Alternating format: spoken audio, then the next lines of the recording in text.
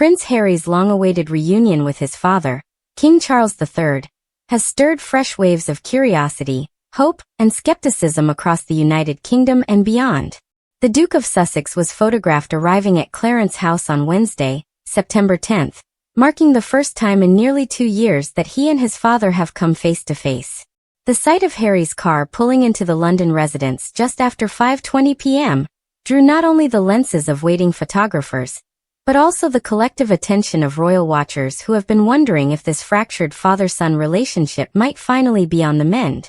For a family whose every move is dissected, analyzed, and debated across headlines and social media feeds, this brief but symbolically charged meeting carries the weight of both history and uncertainty.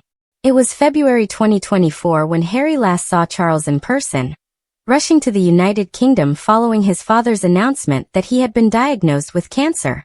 At the time, Harry's visit was brief, cautious, and widely viewed as a gesture of familial duty rather than the opening of a new chapter. Since then, the prince has remained mostly distant from royal life, choosing instead to build his life in California with wife Meghan Markle and their children, Archie and Lilibet. In the months that followed, the royal family's silence only deepened speculation about whether bridges could ever be rebuilt. Wednesday's reunion suggests that, at the very least, some of those doors are not entirely closed. Observers noted that the meeting was deliberately low-key. Both Charles, now 76, and Harry, 40, were seen arriving separately, avoiding the dramatic optics of a staged handshake or public embrace. The palace released no formal statement, and representatives for both men declined to provide immediate comment when contacted by media outlets.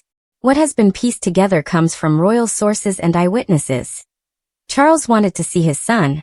Harry had an evening engagement in the city, and the encounter was short but important. One palace insider told Us Weekly that Charles doesn't want this falling out to overshadow his legacy, while simultaneously acknowledging that Harry has, in their words, caused chaos and hurt. The word chaos has defined much of the Sussexes' relationship with the monarchy since early 2020, when Harry and Meghan announced their decision to step back from their senior royal roles.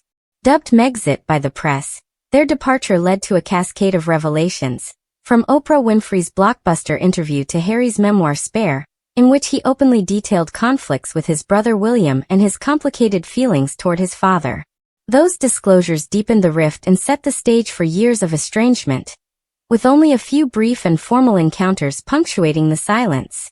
Yet despite the bitterness of the past, Harry has recently voiced a desire for reconciliation. Speaking in a BBC interview earlier this year, the prince admitted, "I would love reconciliation with my family. There's no point in continuing to fight anymore. Life is precious. I don't know how much longer my father has." Those words, striking in their honesty, resonated with many who have followed the saga of royal drama and humanized the situation in a way that even critics could not dismiss. Charles, meanwhile, has faced his own reckoning with mortality and legacy. His ascension to the throne in September 2022 came after a lifetime of waiting, and his reign has been shaped by both opportunity and strain. The king's health battle has been the most serious challenge yet, not only personally but institutionally. As sovereign, Charles represents continuity and stability for the monarchy, but illness has inevitably drawn attention to the future and raised questions about succession, unity, and what role, if any, Harry might play in the years to come. The Wednesday meeting at Clarence House, though brief, may represent what one royal insider described as the first tentative steps of a reconciliation. They called it a make-or-break encounter, adding that if it goes well, it could lead to other family members being open to better relationships. If things get leaked negatively, then it's done, and there's no chance for peace. That precarious balance captures the essence of royal life in the 21st century. Private family matters play out on a global stage, where every word and gesture becomes part of a larger narrative. The reunion has also fueled speculation about the involvement of Prince William. For years, the relationship between the brothers has been one of the most painful threads in the ongoing royal saga.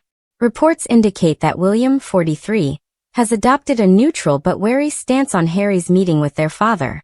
The Prince of Wales, preparing for his future as king, is said to be cautious about extending too much trust without proof that Harry's intentions are sincere. The fact that Harry and William have attended separate events in London this week, without crossing paths underscores just how careful